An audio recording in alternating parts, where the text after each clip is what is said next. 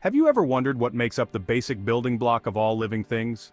In this quick video, we'll explore the fascinating anatomy of a cell and discover how its various parts work together to keep life functioning. A cell is like a tiny self-contained factory with each component playing a crucial role in keeping it alive. At the center of the cell is the nucleus, often called the control center. It houses the cell's DNA, the genetic blueprint that directs all the cell's activities.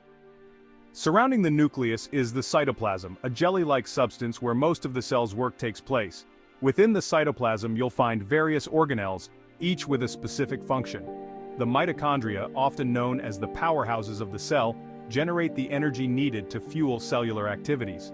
The endoplasmic reticulum, or ER, acts as a manufacturing and packaging system, helping produce proteins and lipids. Meanwhile, the Golgi apparatus modifies, sorts, and packages these proteins for transport.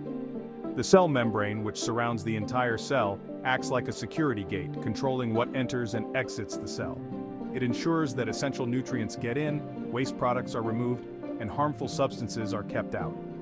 These components, along with others like lysosomes that break down waste, work in harmony to keep the cell, and ultimately the organism, alive and functioning. It's a remarkable system where even the smallest parts have big roles. Thanks for joining us for this brief exploration of the anatomy of a cell.